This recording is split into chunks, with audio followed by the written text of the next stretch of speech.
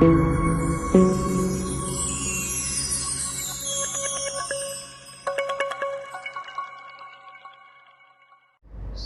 दी साजी निवाजी गुरु रूप पैरी गुरु सवारी साध संगत जी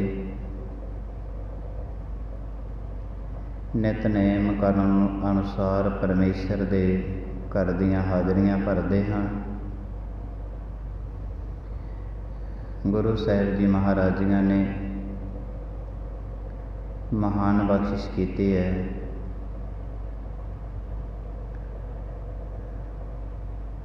रहमत दा किनका साडी झोली विच पाया तां कि गुरु दा जस करन दा सुनन दा सुभाग समा प्राप्त होया है।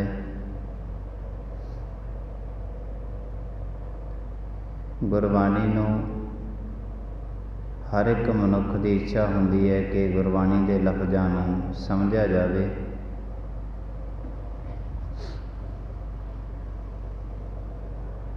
तां कि जो सतगुरु महाराज जी आखदे ने उन्हां दे मुताबक जीवन जिहड़ा है उहनूं बतीत कीता जावे। गुरबाणी नूं समझण वास्ते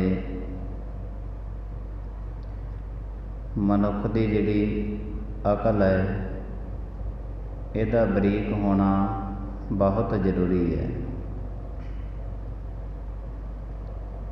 क्योंकि जिस दे कोल अकल ही मोटी है ते मोटी अकल दा मनुख ते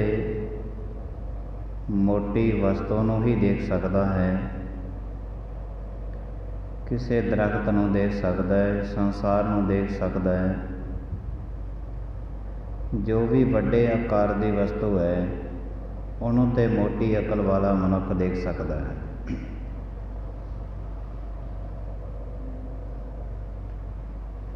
पर जिसने गुरु के शब्द नूं पूर्ण रूप दे विच शब्द के राही गुरु के दर्शन करने ने उन्ना क मनुख नूं अपनी अकल जिहड़ी है वो बरीकी दे विच लैके जानी पैंदी है।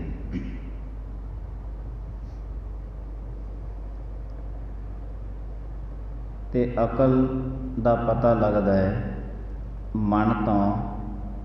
जिन्ना मनुख दा मन चंचल है उन्नी मनुख की अकल मोटी होवेगी। गुरु अमरदास साहिब जी महाराज कहते ने ये मन चंचला चतुराई किने ना पाया। ये जिहड़ा चंचल मन चतुराइयां करदा ना ਇਹਦੇ ਨਾਲ परमेश्वर ਨੂੰ पाया नहीं जाना। ਇਹਦੇ ਨਾਲ ਤੈਨੂੰ कुछ भी प्राप्त नहीं होना। बड़ियां चलाकियां करदा है चंचल मन, ते जिन्ना मन चंचल है उन्नी मनुख की अकल मोटी होवेगी। ते जिन्नी मनुख की अकल मोटी होगी उन्ना ही वो ज़्यादातर मोटियां वस्तुओं को देखेगा, परवान करेगा, छूहेगा। जो कुछ भी उसका संबंध होगा वो केवल तो केवल मोटियां चीज़ों के नाल ही संबंध होगा। ये गुरबाणी के अर्थ बोध नूं समझना अकल नूं बड़ी बरीकी दे विच लैके जाना पैंदा है। एक किताब मोटी है ते किताब नूं हत्थ दे विच चुकना ते बड़ा आसान है, पर उहनूं पढ़ के उहदे विचों ज्ञान लेना ते बड़ी औखी गल है। जिहड़े बच्चे ने किताब पढ़नी है वो बच्चे नूं अपनी अकल जिहड़ी है वो बड़ी बरीकी दे विच लैके जानी पैंदी है। जो चीज़ समाज दे विच मोटी अकल दा मनुख है वो मोटी वस्तु नूं ही अपने कोल प्रवानगी दिंदा है।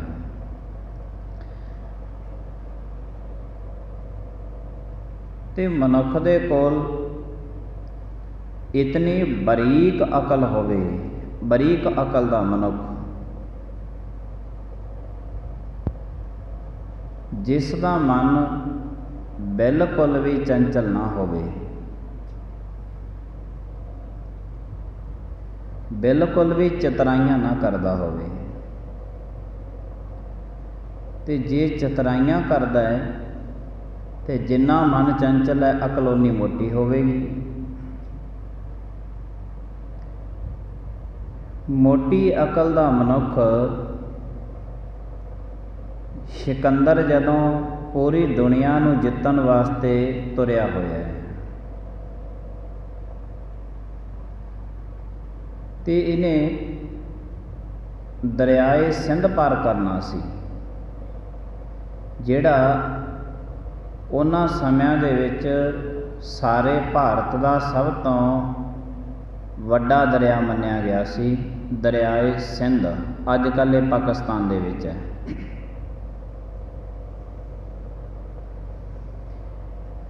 वो दरिया इन्हें पार करना सी। जद ये दरिया के कंढे ते आया तो ये नाल सी जिहड़ा लौ लश्कर, बहुत वड्डा लश्कर सी इहदे नाल। कुछ पैदल फौजां अगे लगियां ने,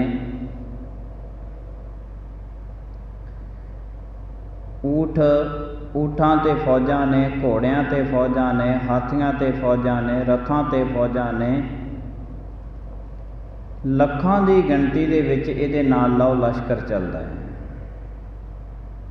ते वो दरिया सिंध दरिया सी जिहड़ा इहने पार करना सी। जदों ये सिंध दरिया के कंढे ते आया ना ते उत्थे दरिया के कंढे ते एक फकीर बैठा सी, बिल्कुल आराम की नींद दरिया ते पिया कंढे ते। जदों सिकंदर दियां उहदे कोल दी पैदल फौजां लंघीआं ते पैदल फौजां दे नाल, ऊठां दे नाल, घोड़ियां दे नाल रेत उड उड के फकीर ते पैंदी रही ते पर ये जरा भी ना हलिया, दरिया के कंढे ते पिया रहा। जदों इहदे दरिया सिंध नूं पार करन लग्या ना सिकंदर आप, ते इहने घोड़े ते बैठे ने, इहदी नज़र सी जिहड़ी वो फकीर ते चली गई, क्योंकि जिहड़ा सिकंदर सी भावें वो दुनिया जितन वास्ते चलिया सी, पर ये चंगे जिहड़े मनुख सीगे जां सतसंगत करन वाले सी, ये काफ़ी मनुख इहदे नेड़ता वाले सन, जिहड़े इहनूं चंगियां चंगियां गल्लां अक्सर दसदे रहिंदे सन। कई बारी समाज दे विच की हुंदा है कि मनुख दियां 100 चंगियाइयां लुक जांदियां ने, एक बरियाई मनुख की समाज दे विच प्रचलित हो जाती है। 100 चंगियाइयां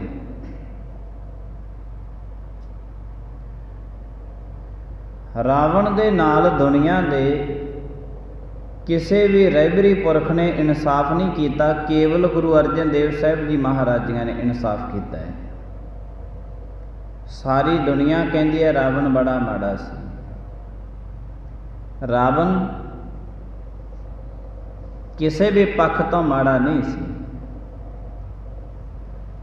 वो गल वखरी है कि जदों वो जंग हार गया तो हारे होए नूं दुनिया परवान करती नहीं है। जिहड़ा कोई हार गया उहदे गलां दे विच फुल्लां दे हार नहीं पैंदे, जिहड़ा कोई हार गया उन्हां नूं कोई बहुते ज़्यादा समाज दे विचों इनाम की प्राप्ति नहीं हुंदी। जिते होए दे मगर कलम दे धनी, दिमाग दे धनी, धन दे धनी, ये सारे दे सारे चलते ने, हारे हुए बंदे दे नाल कोई नहीं चलता। गुरु नानक दे घर दी ये विलक्षणता है कि जिस नूं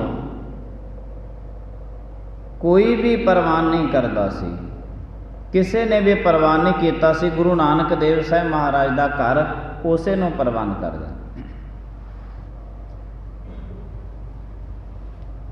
ते ये संतां दी संगत भी थोड़ी बहुती कर लैंदा सी। इन्हें देखिया, कहते एक फकीर पिया दे कोल दी, घोड़े लंघ गए ने, पैदल फौजां लंघ गईयां, हाथी लंघ गए, ऊठ इन्ने लंघ गए, लौ लश्कर एडा वड्डा इहदा। क्योंकि सिकंदर जदों हिंदुस्तान नूं जितण वास्ते आया, एक वड्डे लौ लश्कर दे नाल जिहड़ा उहदा साजो समान भी अपना भोजन पानी सी, जिहड़ा फौजां वास्ते जां होर उहनूं चाहीदा सी, वो सारे दा सारा गड्डियां ते लद के लैके आया सी नाल। ते सिकंदर सी जिहड़ा उहनूं फकीर दे कोल चलिया गया। उहदे कोल जाके कहण लग्या, फकीर जी तुहाडे कोल दी इन्नियां फौजां लंघ गईयां, एडा लौ लश्कर लंघिया जा रहा है, ते तुहाडे ते मिट्टी घट्टा पै रहा है, ते तुहानूं ये नहीं पता कि लौ लश्कर किहदा आ रहा ते किधर नूं जा रहा है। वो कहन लग्या, मैनूं पता है कि ये बहुत वड्डा लौ लश्कर सिकंदर दा आ रहा है, सिकंदर दा आ रहा है। कहंदे जे तू पता सी तैनूं ते उठ के खड़ा हो जांदा, कम से कम ये तोड़ तो ते बच रहिंदा, तोड़ तो ते बच रहिंदा। इस तो इन्नियां फौजां लंघियां ने, इन्नी धूड़ उठी है, तो ये धूड़ तो ते बचत कर लैंदा अपनी।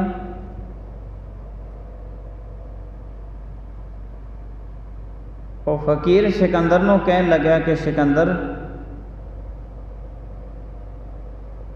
तू एडियां वड्डियां फौजां, इन्ना साजो समान, हाथी घोड़े ऊठ बड़ा कुछ लैके किधर चले हैं? वो सिकंदर कहन लग्या, फकीर जी मैं हिंदुस्तान नूं जितण वास्ते चले हैं।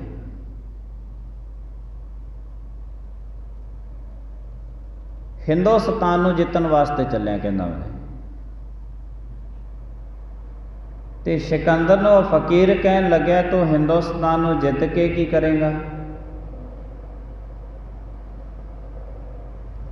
कहंदा जी जदों मैं हिंदुस्तान नूं जित लिया, मेरा उत्थे भी हुक्म लागू हो गया, ते फिर मैं किसी होर देश नूं जितांगा। वो साईं फकीर जी कहन लगे, सिकंदर वो देश नूं जित के फिर की करेगा?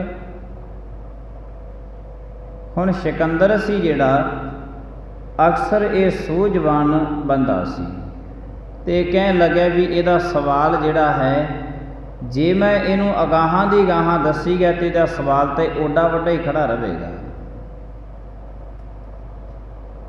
इहदे सवाल का जिहड़ा जवाब है वो मैथों पूरा नहीं आवेगा, सवाल तो ओडा वड्डा ही खड़ा रहेगा।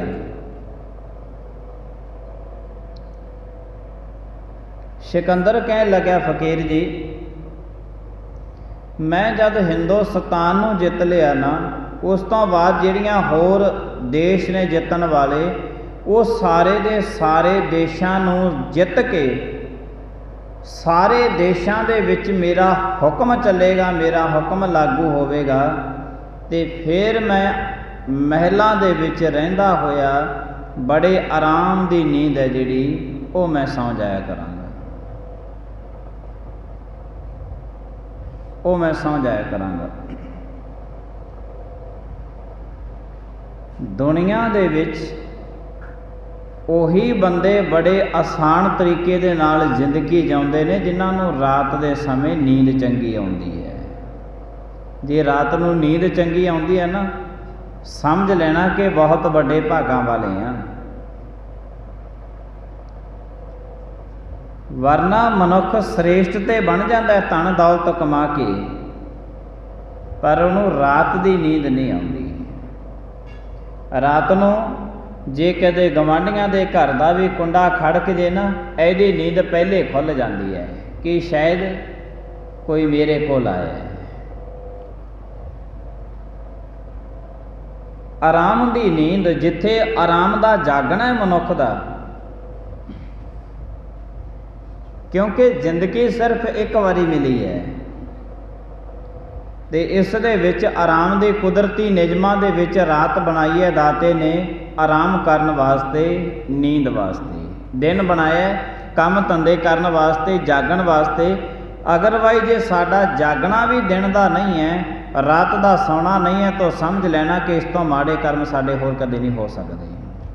क्योंकि रात के समय उन्ना ही बंदियां नूं कदे नींद नहीं आउंदी जिन्ना बंदियां ने अपनी जिंदगी दे विच कदे कोई चंगा काम नहीं कीता हुंदा, कदे कोई चंगा काम नहीं कीता हुंदा।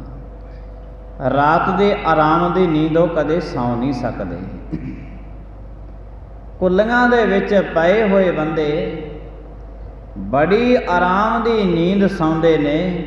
बड़े बड़े महलों दे विच पए होए बंदे तड़प तड़प के रात नूं उठदे ने, तड़प तड़प के उठदे ने। फिर वो बेचारे ज्योतिषियां कोल भजदे ने, कदे किसे पासे भजदे ने कि शायद रात दी नींद आ जावे, पर सच जाणिओ बाकी भावें धन आ जावे, पदार्थ आ जावे, जो मर्जी आ जावे घर दे विच, पर रात दे आराम दी नींद लियाउणी बड़ी औखी है। ये उसे मनुख नूं आऊगी जिहने कोई अपनी जिंदगी दे विच कदे माड़ा कर्म नहीं कीता, उसे नूं मिलदी है। सिकंदर कहन लग्या मैं सारी दुनिया जित के महलों दे विच पिया आराम दी नींद सौ जांगा। फकीर कहन लग्या वाह तेरे सिकंदर, इन्ना पढ़िया लिखिया सूझवान, इन्ना तेरा दिमाग काम करदा है, इन्ना तो तेरे फकीरां दे नाल तेरियां दोस्तियां ने, उन्हां दे बचन सुनदा रहना है, गाउंदा रहना है। ऐ सिकंदर मैनू ते अज पता लग्या कि दुनिया दे विच सब तो वड्डा महामूर्खी तू है, मैनू ते अज पता लग्या। हुण दुनिया दा होवे बादशाह ते दुनिया दे बादशाह दे सामने ये गल कह देनी कि मैनू ते अज पता लग्या कि तू सब तो वड्डा मूर्ख है, कोई आम गल है किते?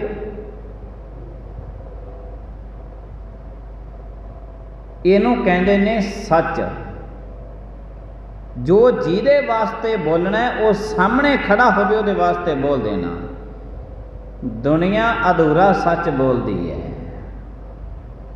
गल किसी की होर हुंदी है, अगाहां जाके बोलते हैं कि असीं सच बोलते हैं। गजब की गल है, इनू अधूरा सच कहते हैं।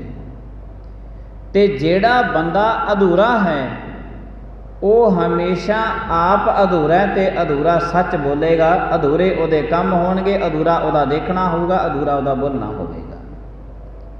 जेड़े मनुख दा अपना जीवन ही पूरा नहीं है ते उहदे काम किवें पूरे होणगे, उह ते अधूरा होवेगा। जिहदे कोल शरीर अधूरा है वो पूरे काम भी नहीं कर सकता, पूरे कर्म नहीं कर सकता, अधूरा। तो जिहदा जीवन अधूरा है वो मनुख का सच बोलना भी अधूरा होवेगा। गुरु नानक देव साहिब जी महाराज नूं जदों बाबर ने जेल दे विच पाया, काफ़ी टाइम गुरु नानक महाराज जी रहे ने जेल विच, पर जदों बाबर दे बिल्कुल सामने आ गए, बाबर भी सामने बैठा सी, फिर गुरु नानक देव साहिब जी महाराज ने बिल्कुल बाबर नूं सामने खड़ के कहा सी, राजे शिही मुकदम कुत्ते जाए जगाएन बैठे सुते, चाकर नेहंदा पायन घाहो रत पित कुत्ते चट जाओ। गुरु नानक सामने बाबर दे खड़ के कहंदे ने, ऐ बाबर तू ते एक बहुत बड़ा बघियाड़ है, आ जिहड़े तेरे अहलकार रखे हुए ने सब दे सब तेरे कुत्ते ने, पालतू कुत्ते ने। हुण बाबर दा चलदा सी हुक्म, बाबर नूं ये गल कहनी, राजे नूं ये गल कहनी ते राजे दे वजीरां नूं अहलकारां नूं ये गल कहनी कि तुसीं ते कुत्ते हो। ये केवल ते केवल गुरु नानक देव साहिब जी महाराज जी निरौल सच बोल सकते हैं, कोई होर नहीं बोल सकता। निरौल सच ਉਹਨੂੰ ਕਹਿੰਦੇ ਨੇ ਜਿਹੜਾ ਬਿਲਕੁਲ ਹੋਵੇ ਵੀ ਸਹੀ ਤੇ ਬੋਲਿਆ ਵੀ ਬਿਲਕੁਲ ਸਾਹਮਣੇ ਜਾਵੇ। ਅੱਜ ਦੁਨੀਆ ਬੋਲਦੀ ਹੈ ਸੱਚ, ਕਹਿੰਦੇ ਇਸ ਤੇ ਸੱਚ ਬੋਲਦੇ ਆ। ਸੱਚ ਦੇਖਿਆ, ਕੌਣ ਸੱਚ ਬੋਲਦਾ ਹੈ? ਕੋਈ ਸੱਚ ਨਹੀਂ ਹੈ। ਮਾਫ ਕਰਨਾ, ਗੁਰਬਾਣੀ ਦੀਆਂ ਬਹੁਤ ਸਾਰੀਆਂ ਪੰਗਤੀਆਂ ਨੇ ਜਿਸ ਦੇ ਵਿੱਚ ਅਸੀਂ ਆਸਾ ਦੀ ਵਾਰ ਜਿਹੜੀ ਹੈ ਪੜ੍ਹਦੇ ਸੁਣਦੇ ਹਾਂ। ਗੁਰਦੁਆਰਿਆਂ ਦੇ ਵਿੱਚ ਆਸਾ ਦੀ ਵਾਰ ਦਾ ਕੀਰਤਨ ਜਿਹੜਾ ਹੈ ਉਹ ਹੁੰਦਾ ਹੈ, ਟੀਵੀਆਂ ਰੇਡੀਓ ਰਾਹੀਂ ਅਸੀਂ ਸੁਣਦੇ ਰਹਿੰਦੇ ਹਾਂ। ਗੁਰੂ ਸਾਹਿਬ ਜੀ ਮਹਾਰਾਜ ਕਿਰਪਾ ਕਰਨ, ਬਿਲਕੁਲ ਨਿਰੌਲ ਸੱਚ ਬੋਲਿਆ। ਕਹਿੰਦੇ ਸਿਕੰਦਰ, ਮੈਨੂੰ ਤੇ ਅੱਜ ਪਤਾ ਲੱਗਿਆ ਕਿ ਤੈਂ ਤਾਂ ਬੜੀ ਮੋਟੀ ਅਕਲ ਦਾ ਬੰਦਾ, ਤੈਨੂੰ ਤੇ ਬਿਲਕੁਲ ਹੀ ਅਕਲ ਨਹੀਂ ਹੈ। ਜਦੋਂ ਇਹ ਗੱਲ ਸਿਕੰਦਰ ਨੂੰ ਕਹੀ ਤੇ ਸਿਕੰਦਰ ਕਹਿਣ ਲੱਗਿਆ, ਫਕੀਰ ਮੈਨੂੰ ਇਹ ਤੇ ਦੱਸ ਕਿ ਮੈਂ ਕਿਵੇਂ ਮੋਟੀ ਅਕਲ ਦਾ ਤੂੰ ਮੈਨੂੰ ਕਹਿ ਰਿਹਾ। ਫਕੀਰ ਕਹਿਣ ਲੱਗਿਆ, ਸਿਕੰਦਰ ਤੂੰ ਐਡਾ ਵੱਡਾ ਲਾਓ ਲਸ਼ਕਰ ਲੈ ਕੇ ਹਿੰਦੁਸਤਾਨ ਦੇ ਵਿੱਚ ਜਾਣਾ ਹੈ। ਹਜ਼ਾਰਾਂ ਬੰਦਿਆਂ ਦੀਆਂ ਜਾਨਾਂ ਤੂੰ ਲਏਗਾ, ਹਜ਼ਾਰਾਂ ਬੰਦੇ ਤੇਰੇ ਖਤਮ ਹੋ ਜਾਣਗੇ। ਫਿਰ ਕਿਸੇ ਹੋਰ ਦੇਸ਼ ਦੇ ਵਿੱਚ ਜਾਵੇਂਗਾ, ਹਜ਼ਾਰਾਂ ਜਾਨਾਂ ਉਹਨਾਂ ਦੀਆਂ ਲਵੇਂਗਾ ਜਾ ਕੇ, ਹਜ਼ਾਰਾਂ ਫੌਜਾਂ ਤੇਰੀਆਂ ਖਤਮ ਹੋ ਜਾਣਗੀਆਂ। ਇੰਜ ਕਰਦਾ ਕਰਦਾ ਤੂੰ ਸਾਰੀ ਦੁਨੀਆ ਨੂੰ ਜਿੱਤਦਾ, ਲੱਖਾਂ ਕਰੋੜਾਂ ਦੀ ਤਾਦਾਦ ਦੇ ਵਿੱਚ ਜਾਨਾਂ ਗਵਾ ਬੈਠੇਗਾ। ਸਿਕੰਦਰ ਕਹਿਣ ਲੱਗਿਆ, ਉੱਤੇ ਪਤਾ ਹੈ ਕਿ ਲੜਾਈ ਤੇ ਹੋਣੀ ਹੈ। ਕਹਿੰਦੇ ਤੂੰ ਲੱਖਾਂ ਕਰੋੜਾਂ ਜਾਨਾਂ ਖਤਮ ਕਰਕੇ ਫਿਰ ਮਹਿਲਾਂ ਦੇ ਵਿੱਚ ਜਾ ਕੇ ਕਹਿੰਦੇ ਤੂੰ ਆਰਾਮ ਦੀ ਨੀਂਦ ਸੌਏਗਾ। ਐ ਸਿਕੰਦਰ, ਮੈਂ ਆ ਸਿੰਧ ਦਰਿਆ ਦੇ ਕੰਢੇ ਤੇ ਆਰਾਮ ਦੀ ਨੀਂਦ ਸੁੱਤਾ ਪਿਆ। ਆ ਜਿਹੜਾ ਮੇਰੇ ਕੋਲ ਇੱਕ ਕੱਪੜਾ ਹੈ, ਇੱਕ ਤੈਨੂੰ ਦੇ ਦੇਣਾ, ਇੱਕ ਮੈਂ, ਤੂੰ ਇੱਥੇ ਮੇਰੇ ਕੋਲ ਹੀ ਸੌਂ ਜਾ। ਕਹਿੰਦੇ ਮੈਂ ਆਰਾਮ ਦੀ ਨੀਂਦ ਹੀ ਸੁੱਤਾ ਪਿਆ। ਤੂੰ ਤੇ ਆਰਾਮ ਦੀ ਨੀਂਦ ਹੀ ਸੌਣਾ ਨਾ। ਆ ਦਰਿਆ ਦੇ ਕੰਢੇ ਤੇ ਮੈਂ ਆਰਾਮ ਦੀ ਨੀਂਦ ਹੀ ਸੁੱਤਾ ਪਿਆ। ਮੇਰੇ ਕੋਲ ਦੀ ਐਡਾ ਵੱਡਾ ਲਾਓ ਲਸ਼ਕਰ ਲੰਘ ਗਿਆ, ਮੇਰੇ ਤੇ ਗਰਦ ਪੈ ਰਹੀ ਹੈ, ਪਰ ਮੈਂ ਬੜੇ ਆਰਾਮ ਦੀ ਨੀਂਦ ਸੁੱਤਾ ਪਿਆ ਸੀ। ਸਿਕੰਦਰ, ਜੇ ਤੂੰ ਚਾਹੁੰਦਾ ਨਾ ਕਿ ਮੈਂ ਸਾਰੀ ਦੁਨੀਆ ਜਿੱਤ ਕੇ ਆਰਾਮ ਦੀ ਨੀਂਦ ਸੌਂ ਦੂੰਗਾ, ਇਹ ਫਕੀਰ ਕਹਿਣ ਲੱਗਿਆ ਹੋ ਨਹੀਂ ਲੱਗਿਆ। ਜਦੋਂ ਤੂੰ ਮਹਿਲਾਂ ਦੇ ਵਿੱਚ ਪਿਆ ਹੋਏਗਾ ਤਾਂ ਵੀ ਤੇਰੇ ਸੁੱਤੇ ਪਏ ਦੇ ਕੰਨਾਂ ਦੇ ਵਿੱਚ ਘੋੜਿਆਂ ਦੇ ਪੌੜਾਂ ਦੀਆਂ ਆਵਾਜ਼ਾਂ ਵੱਜਦੀਆਂ ਹੋਇਆ ਕਰਨਗੀਆਂ। ਸੁਪਨਿਆਂ ਦੇ ਵਿੱਚ ਤੈਨੂੰ ਤਲਵਾਰਾਂ ਚੱਲਦੀਆਂ, ਮੌਤਾਂ ਹੁੰਦੀਆਂ ਦਿਖਾਈ ਦਿਆ ਕਰਨੀਆਂ। ਵੱਡੇ ਵੱਡੇ ਮਹਿਲਾਂ ਦੇ ਵਿੱਚ ਬਹਿ ਕੇ ਤੂੰ ਬਹੁਤੀ ਆਰਾਮ ਦੀ ਨੀਂਦ ਸੌਂ ਨਹੀਂ ਸਕੇਗਾ। ਤੇ ਜੇ ਤੂੰ ਆਰਾਮ ਦੀ ਨੀਂਦ ਹੀ ਸੌਣਾ, ਇੰਨਾ ਕੁਛ ਕਰਕੇ ਆਰਾਮ ਦੀ ਨੀਂਦ ਸੌਣਾ, ਤੂੰ ਇੱਥੇ ਮੇਰੇ ਕੋਲ ਹੀ ਸੌਂ ਜਾ। ਮੈਂ ਵੀ ਤੇ ਆਰਾਮ ਦੀ ਨੀਂਦ ਸੁੱਤਾ ਪਿਆ। ਜਿਹੜਾ ਮਨੁੱਖ ਦਿਨ ਨੂੰ ਜਾਗਦਾ ਹੈ, ਕਹਿੰਦੇ ਦਿਨ ਨੂੰ ਜਾਗਿਆ ਹੈ। ਅਗਰਵਾਈਜ਼ ਜੇ ਦਿਨ ਨੂੰ ਨਾ ਕੋਈ ਜਾਗੇ ਤੇ ਕਹਿਣ ਲੱਗੇ ਫਿਰ ਉਹਨਾਂ ਵੈਦਾਂ ਹਕੀਮਾਂ ਤੋਂ ਇਲਾਜ ਕਰਵਾਇਆ ਜਾਂਦਾ। ਜੇ ਕੋਈ ਫਿਰ ਵੀ ਨਾ ਜਾਗੇ ਅਕਸਰ ਫਿਰ ਕੀ ਕਿਹਾ ਜਾਂਦਾ ਹੈ? ਮ੍ਰਿਤੂ ਹੋ ਗਿਆ, ਸਰੀਰ ਤੇ ਮ੍ਰਿਤੂ ਹੋ ਗਿਆ। ਰਾਤ ਪਰਮਾਤਮਾ ਨੇ ਕੁਦਰਤੀ ਨਿਯਮਾਂ ਦੇ ਵਿੱਚ ਦਿੱਤੀ ਹੈ ਮਨੁੱਖ ਨੂੰ ਆਰਾਮ ਕਰਨ ਵਾਸਤੇ। ਸੌਂ ਜਾ। ਰਾਤ ਨੂੰ ਬਿਲਕੁਲ ਵੀ ਨੀਂਦ ਨਹੀਂ ਆ ਰਹੀ, ਬਿਲਕੁਲ ਵੀ ਮਨ ਸੁੱਤਾ ਨਹੀਂ ਹੈ, ਤਾਂ ਇਸ ਮਨ ਦੀ ਬਿਲਕੁਲ ਹੁਣ ਮੌਤ ਹੋ ਚੁੱਕੀ ਹੈ। ਖੁਰਾਕ ਤੇ ਦਿੱਤੀ ਨਹੀਂ। ਤਨ ਨੂੰ ਖੁਰਾਕ ਚਾਹੀਦੀ ਹੈ, 2-3 ਡੰਗ ਦਾ ਭੋਜਨ ਚਾਹੀਦਾ, ਖੁਰਾਕ ਦੇ ਨਾਲ ਜਿੰਦਾ ਰਹਿੰਦਾ ਹੈ। ਤੋ ਮਨ ਦੀ, ਤਨ ਦੀ ਖੁਰਾਕ ਹੈ ਰੋਟੀ, ਮਨ ਦੀ ਖੁਰਾਕ ਹੈ ਸਿਮਰਨ, ਬੰਦਗੀ। ਤੇ ਇਹ ਜਿਹੜੀ ਮਨ ਦੀ ਖੁਰਾਕ ਹੈ, ਮਨ ਉਹ ਖੁਰਾਕ ਬਣੀ ਨਹੀਂ, ਲੰਮੇ ਅਰਸੇ ਤੋਂ ਲੈ ਕੇ ਭੁੱਖਾ ਹੀ ਚੱਲਿਆ ਆ ਰਿਹਾ ਹੈ, ਭੁੱਖਾ ਹੀ ਚੱਲਿਆ ਰਿਹਾ, ਇੱਕ ਦਿਨ ਮਨ ਦੀ ਮੌਤ ਹੋ ਜਾਂਦੀ ਹੈ। ਫਿਰ ਬੰਦਾ ਕਹਿੰਦਾ ਮਨ ਜੀ ਕਹਿੰਦੇ ਗੁਰਦੁਆਰੇ ਦੇ ਵਿੱਚ ਪਰਮਾਤਮਾ ਦੇ ਘਰ ਦੇ ਵਿੱਚ ਟਿਕਦਾ ਨਹੀਂ ਹੈ। ਪਹਿਲਾਂ ਇਸ ਚੀਜ਼ ਦਾ ਤੇ ਇਲਾਜ ਕਰਵਾ ਲੈ, ਗੁਰੂ ਨਾਨਕ ਤੋਂ ਪਹਿਲੇ ਪੁੱਛ ਲੈ ਕਿ ਤੇਰੇ ਕੋਲ ਮਨ ਹੈ ਵੀ ਜਾਂ ਨਹੀਂ। ਟਿਕੇ ਕਿੱਥੋਂ ਜਦ ਹੈ ਹੀ ਨਹੀਂ, ਹੈ ਹੀ ਕੁਛ ਨਹੀਂ ਹੈ, ਤਾਂ ਟਿਕੇਗਾ ਕਿੱਥੋਂ? ਮਨ ਦੀ ਤੇ ਮੌਤ ਹੋ ਚੁੱਕੀ ਹੈ। ਬੜਾ ਲੰਮੇ ਅਰਸੇ ਤੋਂ ਲੈ ਕੇ ਵਿਚਾਰਾ ਭੁੱਖਾ ਚੱਲਿਆ ਆ ਰਿਹਾ ਸੀ, ਉਹਨੂੰ ਸਿਮਰਨ ਨਹੀਂ ਮਿਲਿਆ, ਉਹਨੂੰ ਬੰਦਗੀ ਨਹੀਂ ਮਿਲੀ, तो सिमरन ते बंदगी तो बगैर ते मनुख का जिहड़ा मन है भुखा रह जाता है, ते इहदी एक ना एक दिन मौत हो जाती है। कोई शरीर नूं साडे नूं 10 दिन 20 दिन 50 दिन रोटी ना देवे, किन्ना कुछ चिर जिउंदा रहेगा? 2-4 महीने जिउंदा रहेगा, अक्सर शरीर मृत्यु हो जाता है। ते मन नूं ते सारी जिंदगी खुराक नहीं दिती है, मन नूं सारी जिंदगी खुराक नहीं दिती। इसे लई परमात्मा ने एक बहुत वड्डा अपना उच्चा दर बनाया कि जिहड़ी खुराक तैनूं दुनिया के किसी कोने दे विचों नहीं लभनी, वो खुराक तैनूं इत्थों मिलेगी। वो गुरु नानक देव साहिब जी महाराज जियां दे घर दे विचों तैनूं खुराक मिलेगी। ते वो बाकी दीयां खुराकां ने जिहड़े शरीर दे जिन्ने पदार्थ ने, करोड़ां तरह के पदार्थ ने, ये पदार्थवादी युग है, ਇਹਦੇ ਵਿੱਚ ਕਰੋੜਾਂ ਤਰ੍ਹਾਂ ਦੇ ਪਦਾਰਥ ਨੇ ਜਿਹੜੇ ਸਰੀਰ ਨੂੰ ਹਰ ਇੱਕ ਕੋਨੇ ਤੋਂ ਮਿਲ ਜਾਂਦੇ ਹਨ। ਤਰ੍ਹਾਂ ਤਰ੍ਹਾਂ ਦੇ ਪਦਾਰਥ ਹਰ ਇੱਕ ਜਗ੍ਹਾ ਤੋਂ ਮਿਲ ਜਾਂਦੇ ਨੇ, ਪਰ ਜਿਹੜੀ ਮਨ ਦੀ ਖੁਰਾਕ ਹੈ ਉਹ ਕੇਵਲ ਤੇ ਕੇਵਲ ਗੁਰੂ ਨਾਨਕ ਦੇਵ ਸਾਹਿਬ ਜੀ ਮਹਾਰਾਜ ਜੀਆਂ ਦੇ ਘਰ ਦੇ ਵਿੱਚੋਂ ਪ੍ਰਾਪਤ ਹੁੰਦੀ ਹੈ। ਇਹ ਮਨ ਦੀ ਖੁਰਾਕ ਹੈ। ਪਰ ਗਜਬ ਦੀ ਗੱਲ ਹੈ ਕਿ ਜਿਹੜੀ ਚੀਜ਼ ਸਰੀਰ ਦੇ ਖਾਣ ਪੀਣ ਵਾਸਤੇ ਚਾਹੀਦੀ ਹੈ ਉਹਨੂੰ ਸਾਰੀ ਦੀ ਸਾਰੀ ਦੁਨੀਆ ਪ੍ਰਵਾਨ ਕਰ ਲੈਂਦੀ ਹੈ।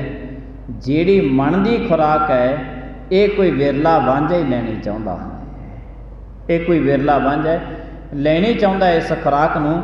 ਅਗਰਵਾਈਜ਼ ਜੇ ਇਸ ਖੁਰਾਕ ਨੂੰ ਹਰ ਕੋਈ ਮਨੁੱਖ ਦੀ ਇੱਛਾ ਹੋਵੇ ਕਿ ਮਨ ਦੀ ਖੁਰਾਕ ਮਿਲੇ ਤੇ ਉਹਨੂੰ ਸਿਮਰਨ ਅਤੇ ਬੰਦਗੀ ਕਰਨੀ ਪੈਂਦੀ ਹੈ। ਉਹਨੂੰ ਫਿਰ ਪਰਮਾਤਮਾ ਦੇ ਬੋਲ ਜਿਹੜੇ ਨੇ ਉਹ ਬੜੇ ਪਿਆਰੇ ਤੇ ਬੜੇ ਮਿੱਠੇ ਲੱਗਦੇ ਨੇ।